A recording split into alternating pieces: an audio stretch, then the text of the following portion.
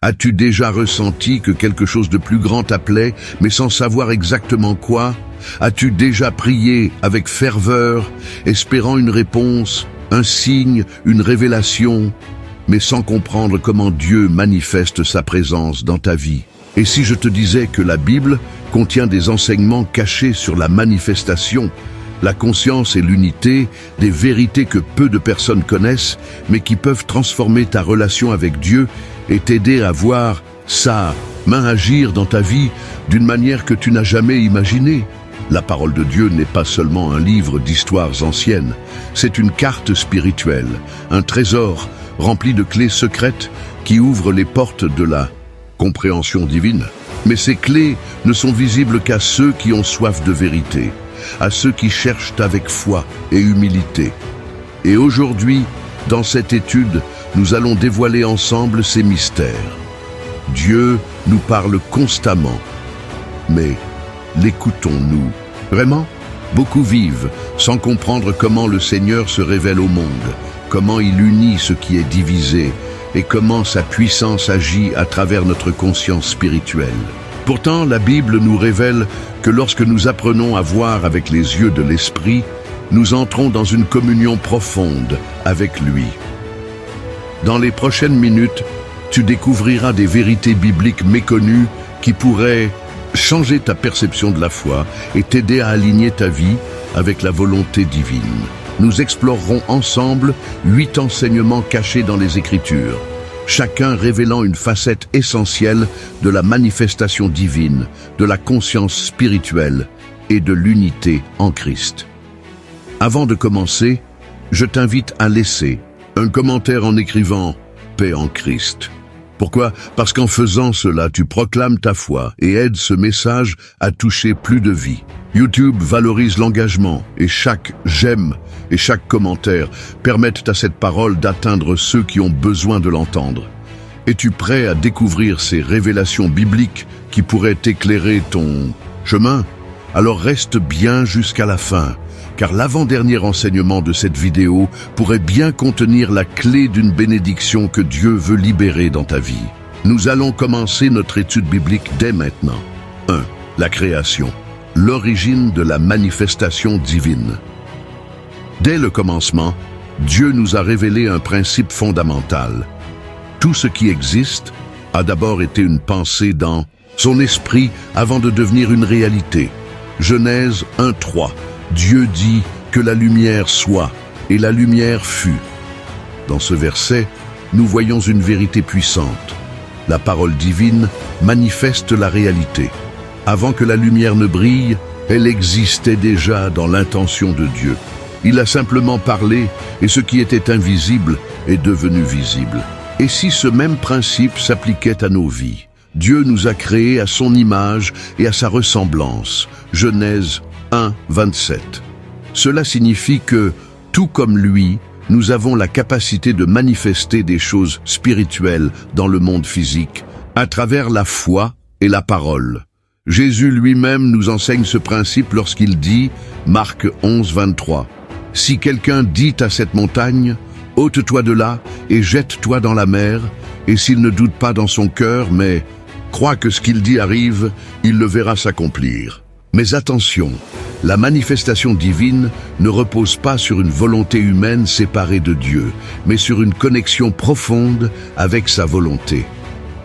Lorsque nous sommes unis à lui, nos paroles et nos pensées sont alignées avec les desseins célestes. Réfléchis à ceci, que la lumière soit et la lumière fut, que la bénédiction soit et elle sera, que la paix soit et elle viendra. Application à ta vie. Si tu vis dans l'incertitude, le doute ou la peur, souviens-toi que Dieu t'a donné le pouvoir de proclamer sa vérité sur ta vie. La création n'a pas cessé au 7e jour. Elle continue en toi, à travers ta foi et tes paroles. Écris en commentaire, « Seigneur, que ta volonté se manifeste dans ma vie. » Ainsi, tu proclames ta foi et encourages d'autres croyants à marcher dans cette vérité. Nous venons de voir que tout commence par une parole. Mais comment aligner notre conscience avec cette puissance créatrice? Dans le prochain enseignement, nous allons explorer un autre mystère caché dans la Bible.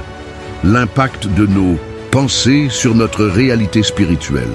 Veux-tu découvrir comment la Bible enseigne que tes pensées façonnent ta relation avec Dieu et le monde?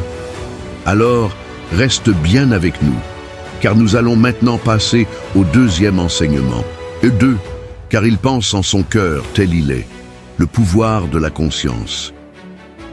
As-tu déjà réalisé que ce que tu crois profondément dans ton cœur façonne directement ta réalité? Que tes pensées influencent non seulement tes actions, mais aussi ce que tu attires dans ta vie. Proverbe 23:7, car il pense en son cœur tel il est. Ce verset nous révèle une vérité puissante. Notre conscience intérieure est la fondation sur laquelle notre vie se construit. Tout comme la parole divine a manifesté la création, nos pensées et nos croyances façonnent notre existence. Si tu crois que tu es perdu, tu marcheras comme un égaré. Si tu crois que tu es béni, tu agiras comme un enfant du royaume. Si tu crois que Dieu est avec toi, tu vivras dans l'assurance et la paix. L'exemple de Moïse et les explorateurs de Canaan. Dans Nombre 13, Moïse envoie des explorateurs pour observer la terre promise. Mais au retour, voici ce qu'ils disent. Nombre 13, 33. Nous étions à nos yeux comme des sauterelles, et nous étions de même à leurs yeux. Quelle révélation! Ils ne se sont pas vus comme des vainqueurs, alors ils ont cru que leurs ennemis les voyaient aussi comme des perdants. Leur perception intérieure a façonné leur réalité extérieure. Beaucoup de chrétiens vivent avec une conscience de pauvreté, de peur et de faiblesse, alors que Dieu les a appelés à vivre dans la victoire. Application à ta vie. Si tu veux voir la manifestation de la puissance divine dans ta vie, tu dois d'abord renouveler ta pensée. Romains 12:2. Ne vous conformez pas au siècle présent, mais soyez transformés par le renouvellement de l'intelligence. Nous devons laisser Dieu renouveler notre esprit pour voir avec ses yeux et penser avec sa sagesse. Écris en commentaire, Seigneur, renouvelle mon intelligence selon ta vérité. Cela t'aidera non seulement à proclamer ta foi, mais aussi à inspirer d'autres à aligner leur esprit avec Dieu. Transition vers le prochain enseignement. Maintenant que nous avons vu que nos pensées façonnent notre réalité, une question se pose. Comment pouvons-nous réellement entrer dans une pleine unité avec Dieu pour que notre conscience ne soit plus influencée par le monde, mais remplie de sa présence? Dans le troisième enseignement, nous allons explorer un mystère profond, le voile du temple déchiré et l'accès direct à la présence divine. Es-tu prêt à découvrir comment vivre dans une communion totale avec Dieu? Alors reste bien avec nous, nous allons voir cela dans un instant. 3. Le voile du temple déchiré, l'accès direct à Dieu. As-tu déjà ressenti une distance entre toi et Dieu, comme si quelque chose t'empêchait d'entrer pleinement dans sa présence? Matthieu 27, 51. Et voici, le voile du temple se déchira en deux depuis le haut jusqu'en bas. La terre trembla et les rochers se fendirent. Ce moment marque un changement spirituel radical. Avant la crucifixion de Jésus, l'accès à la présence de Dieu était limité. Seul le souverain sacrificateur pouvait entrer dans le Saint des Saints, derrière le voile du temple. Mais au moment où Christ meurt sur la croix, le voile se déchire, symbolisant que désormais, tous ont accès à Dieu sans intermédiaire. Mais alors, pourquoi tant de chrétiens vivent encore comme s'il y avait un voile? Pourquoi vivent-ils dans la peur, dans l'incertitude, dans une relation distante avec Dieu, alors que Christ a tout accompli pour que nous puissions marcher en pleine communion avec lui? Le plus grand mensonge du diable est de te faire croire que tu es séparé de Dieu. Mais la vérité, c'est que Dieu vit en toi. 1 Corinthiens 3,16. Ne savez-vous pas que vous êtes le temple de Dieu et que l'Esprit de Dieu habite en vous? Tu n'as pas besoin de chercher sa présence, car tu es déjà en sa présence. Application à ta vie. Si tu veux vivre une vie où la manifestation divine est une réalité quotidienne, tu dois accepter que le voile a été déchiré une fois pour toutes. Hébreux 10, 19, 20. Ainsi donc, frères, nous avons, au moyen du sang de Jésus, une libre entrée dans le sanctuaire par la route nouvelle et vivante qu'il a inaugurée pour nous à travers le voile. c'est-à-dire par sa chair. Ce que cela signifie pour toi aujourd'hui, 1. Tu n'as plus besoin d'attendre des moments spirituels spéciaux pour ressentir Dieu. Il est déjà là, en toi. 2. Tu n'as pas à supplier Dieu de te répondre. Il t'a déjà donné accès à lui. Tu peux lui parler à tout instant. 3. Tu es un avec lui. Rien ne peut te séparer de son amour. Romains 8:39. Écris en commentaire.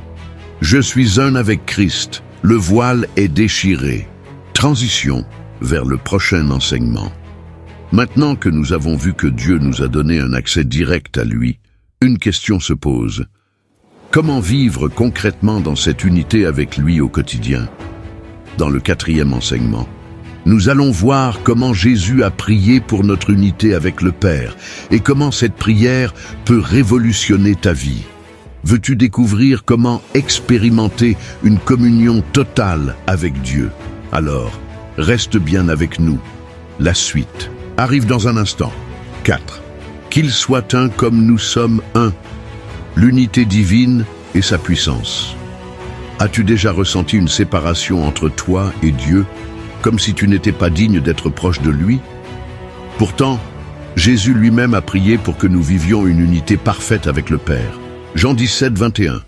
Afin que tous soient un comme toi, Père, tu es en moi, et comme je suis en toi, afin qu'eux aussi soient un en nous, pour que le monde croie que tu m'as envoyé. Ce verset contient l'une des prières les plus profondes de Jésus. Il ne prie pas seulement pour que nous soyons en communion avec Dieu. Il prie pour que nous soyons un avec lui, tout comme Jésus et le Père sont un. Mais comment vivre cette unité divine dans notre quotidien? 1. En réalisant que nous sommes le prolongement de Christ sur la terre.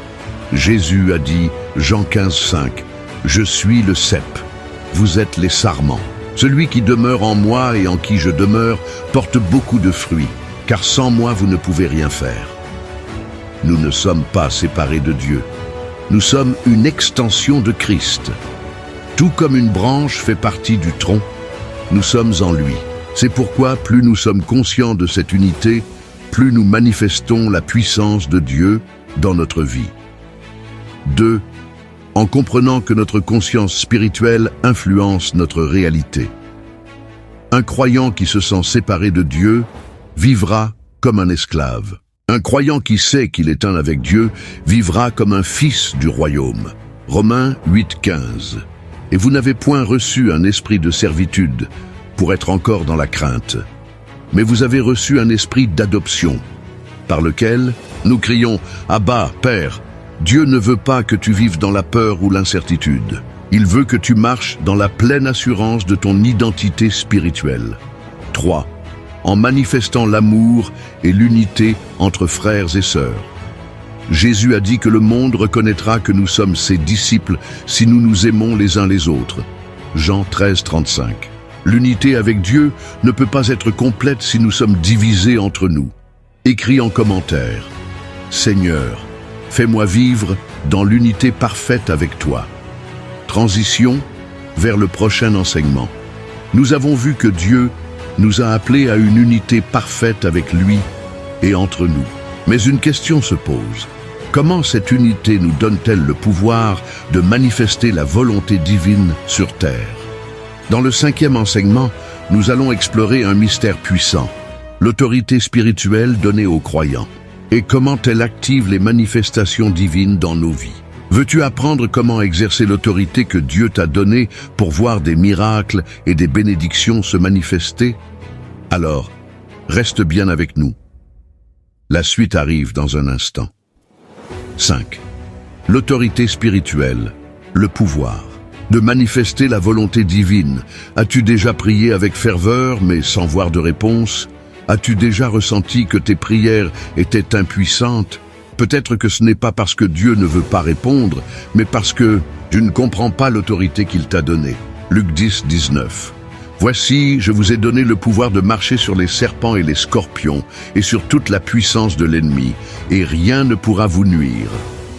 Jésus nous a donné une autorité spirituelle, une autorité qui ne dépend pas de nos émotions, mais de notre position en lui. Beaucoup de chrétiens prient comme des mendiants au lieu de prier comme des fils du roi. Ils demandent à Dieu de faire ce qu'il leur a déjà donné le pouvoir d'accomplir.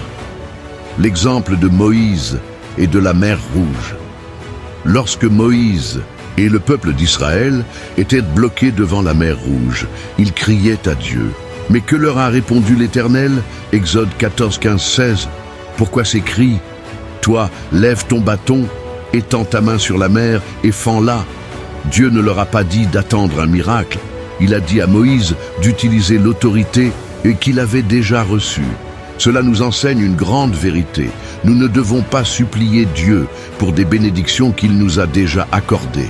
Nous devons nous lever dans l'autorité de Christ et manifester sa volonté sur la terre. Matthieu 16, 19. Je te donnerai les clés du royaume des cieux. Ce que tu liras sur la terre sera lié dans les cieux, et ce que tu délieras sur la terre sera délié dans les cieux. Dieu a mis en toi un pouvoir que tu ne réalises peut-être pas encore. Application à ta vie. Cesse de prier comme un esclave et commence à prier comme un héritier. Déclare la parole avec foi et attends-toi à voir Dieu agir à travers toi. Quand tu fais face à un obstacle, ne crie pas à Dieu pour qu'il l'enlève. Utilise l'autorité qu'il t'a donnée pour le déplacer. Écris en commentaire « J'exerce mon autorité en Christ ». Transition vers le prochain. Enseignement. Nous venons de voir que Dieu nous a donné une autorité spirituelle pour manifester sa volonté sur terre. Mais une question cruciale se pose. Comment utiliser cette autorité pour transformer nos vies et impacter le monde qui nous entoure? Dans le 6e enseignement, nous allons explorer un secret puissant, le pouvoir des paroles et comment elles créent la réalité spirituelle. Veux-tu découvrir comment tes paroles peuvent être un instrument de bénédiction ou de destruction? Alors reste bien avec nous. La suite arrive dans un instant. 6. Le pouvoir des paroles. Créer ou détruire par la langue. As-tu déjà réalisé que tes paroles ont le pouvoir de créer ou de détruire? Chaque mot que tu prononces porte une semence spirituelle qui influence ta vie et celle des autres. Proverbe 18, 21. La mort et la vie sont au pouvoir de la langue. Quiconque l'aime en mangera les fruits. Ce que tu dis aujourd'hui construit ta réalité de demain. Regarde comment Dieu agit dans la Bible. Lors de la création du monde, Dieu n'a pas travaillé avec ses mains. Il a simplement parlé. Genèse 1, 3. Dieu dit que la lumière soit et la lumière fut. Dieu a parlé. Et la création a pris forme. De la même manière, tes paroles façonnent ta vie. 1. Tes paroles peuvent bénir ou maudire. Jésus lui-même nous met en garde contre l'usage de la langue. Matthieu 12, 36, 37. Au jour du jugement, les hommes rendront compte de toute parole vaine qu'ils auront proférée. Car par tes paroles tu seras justifié, et par tes paroles tu seras condamné. Si tu veux voir des bénédictions dans ta vie, commence par bénir avec ta bouche. Ne dis pas « je ne réussirai jamais », dis « Dieu me donne la victoire ». Ne dis pas « je suis malade », dis « par ses meurtrissures, je suis guéri ». Ne dis pas « je suis seul », dis « l'Éternel est avec moi ». 2. Tes paroles ont un impact dans le monde spirituel. Un exemple frappant est celui d'Ézéchiel dans la vallée des ossements desséchés. Dieu lui demande de prophétiser pour ramener la vie.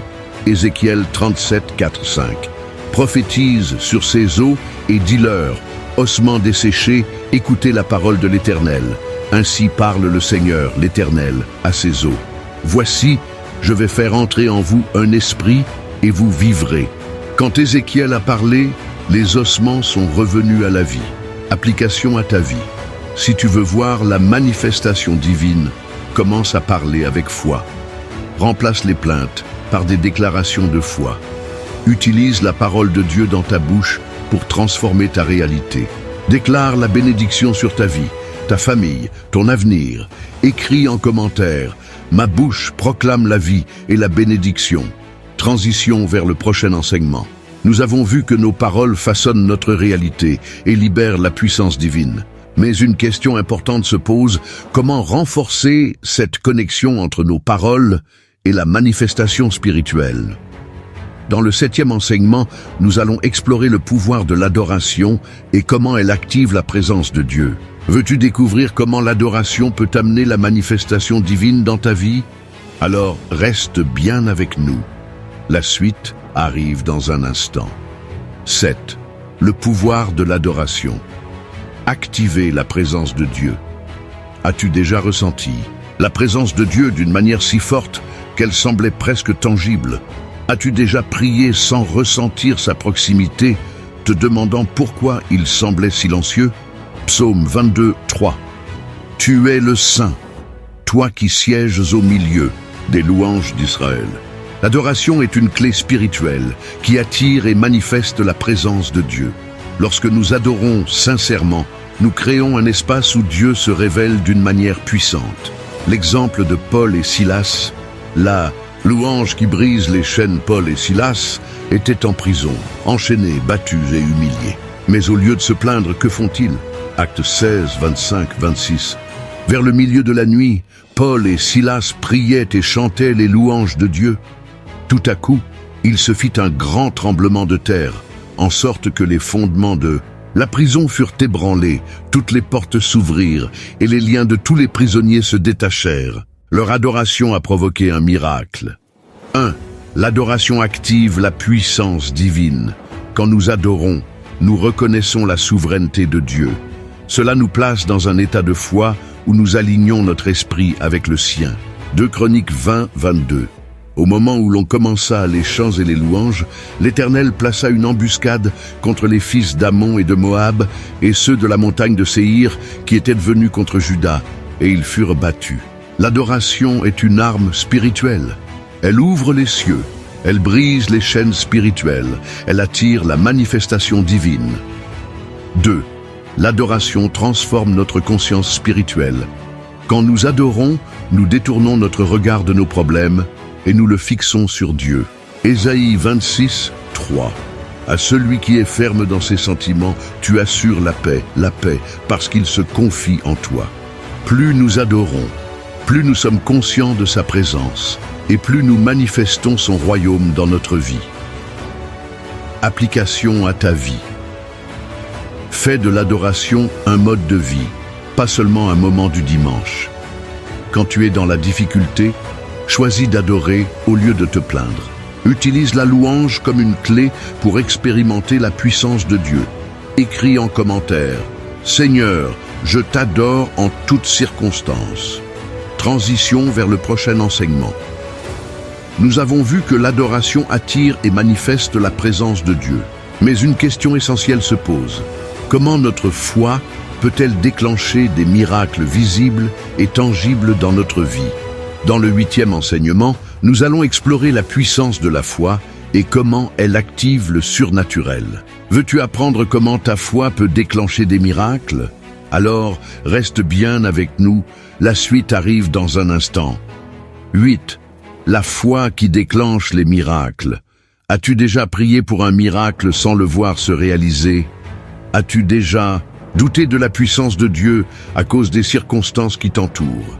Hébreux 11, 1. Or, la foi est une ferme assurance des choses qu'on espère, une démonstration de celles qu'on ne voit pas. La foi est la clé qui ouvre la porte du surnaturel. Dieu agit en fonction de notre foi.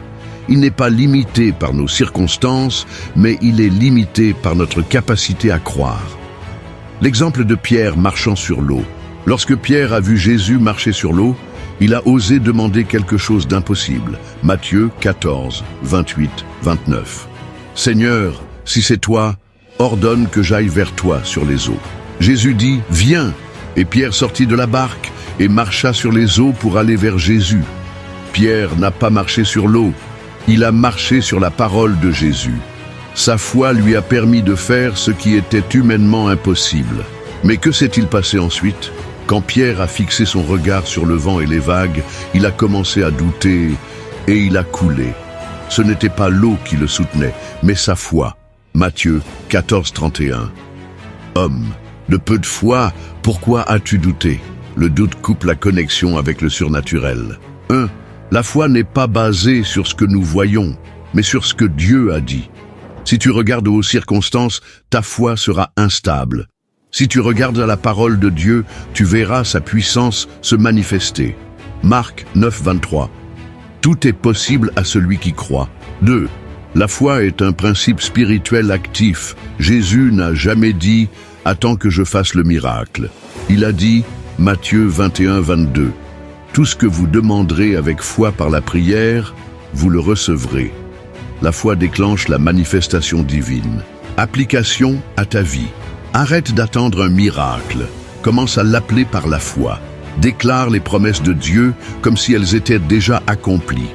Marche comme si ta prière était déjà exaucée. Écris en commentaire. Seigneur, j'active ma foi pour voir ta gloire. Transition vers le prochain enseignement. Nous avons vu que la foi est l'élément déclencheur des miracles, mais une question demeure. Comment conserver cette foi face aux épreuves et aux doutes? Dans le 9e enseignement, nous allons explorer la persévérance spirituelle et comment elle nous garde connectés à la manifestation divine. Veux-tu apprendre comment garder une foi inébranlable, même dans les moments difficiles? Alors reste bien avec nous. La suite arrive dans un instant. 9. La persévérance. Tenir ferme. Jusqu'à la manifestation. As-tu déjà prié, avec foi, mais sans voir de réponse immédiate? As-tu déjà ressenti la tentation d'abandonner, de penser que Dieu t'a oublié? Hébreux 10, 36. Car vous avez besoin de persévérance, afin qu'après avoir accompli la volonté de Dieu, vous obteniez ce qui vous est promis. La manifestation divine ne dépend pas seulement de la foi, mais aussi de la persévérance. Ce que Dieu a promis s'accomplira. Mais souvent, il y a un temps d'attente. L'exemple d'Abraham, la promesse qui prend du temps. Dieu a promis un fils à Abraham, mais il a dû attendre 25 ans avant de voir Isaac naître. Romains 4, 20, 21.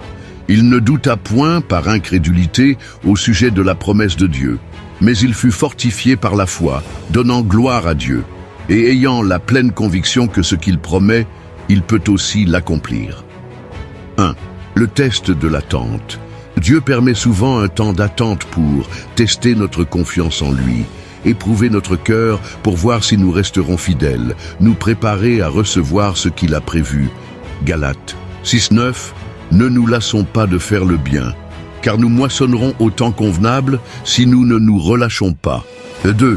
La persévérance produit la maturité spirituelle. Les plus grands miracles sont réservés à ceux qui refusent d'abandonner. Jacques 1, 3, 4.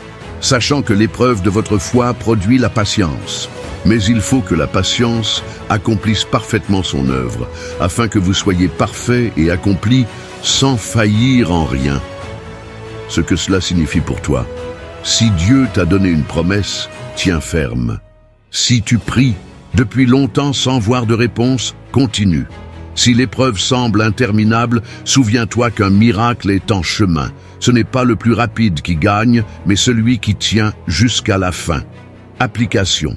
À ta vie, ne perds jamais confiance dans les promesses de Dieu, même si elles tardent. Garde la foi malgré les doutes et les obstacles. Déclare chaque jour « Dieu est fidèle et j'attends avec confiance ». Écris en commentaire « Seigneur, je persévère dans la foi jusqu'à la manifestation ». Transition vers le dernier enseignement. Nous avons vu que la persévérance est la clé qui nous fait entrer dans la manifestation des promesses de Dieu. Mais maintenant, une question essentielle se pose. Une fois que nous avons reçu cette révélation, comment pouvons-nous l'ancrer dans notre vie et la partager avec le monde?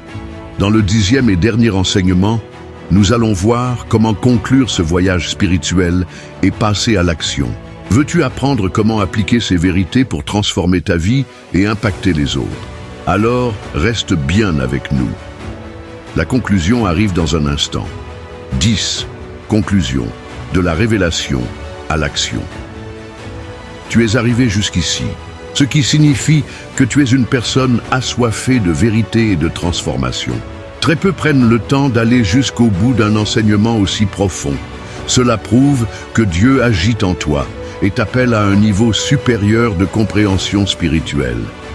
Tout au long de cette étude, nous avons découvert Des principes cachés dans la Bible qui expliquent la manifestation, la conscience et l'unité. Ces vérités ne sont pas de simples connaissances intellectuelles, elles sont des clés pour vivre une vie de puissance et de communion avec Dieu. Il ne suffit pas de savoir. La connaissance sans action reste stérile. Jésus a dit que ceux qui entendent la parole mais ne la mettent pas en pratique ressemblent à une maison bâtie sur le sable. Lorsque l'épreuve vient, tout s'effondre. Si tu veux voir un changement réel dans ta vie, applique ce que tu as appris. Prends conscience que Dieu veut manifester sa volonté à travers toi. Garde une pensée alignée avec la vérité de la parole. Vis chaque jour dans la présence de Dieu en reconnaissant que le voile est déchiré. Exerce l'autorité que Christ t'a donnée sans crainte. Fais attention aux paroles que tu prononces, car elles façonnent ta réalité. Développe une vie d'adoration qui attire la présence divine. Marche par la foi et non par la vue, même quand tout semble contraire. Persévère jusqu'à voir la promesse s'accomplir. Si tu es arrivé jusqu'ici, prouve-le en commentant cette phrase. Je choisis de vivre dans la manifestation de Dieu. Le monde a besoin de croyants qui comprennent ces vérités et les appliquent. Partage ce message avec d'autres, car beaucoup ignorent encore ces principes. En diffusant cette parole, tu deviens un canal de bénédiction. Assure-toi de t'abonner pour ne manquer aucun enseignement. Regarde les autres vidéos disponibles, car chaque message peut contenir une révélation qui changera ta vie. Prends quelques instants maintenant. Reste dans le silence. Laisse ces paroles pénétrer ton cœur. Remercie Dieu pour ce qu'il vient de te révéler. Ne quitte pas encore cette vidéo. Garde ce moment de connexion avec le Seigneur. Ce voyage ne s'arrête pas ici. Il commence maintenant.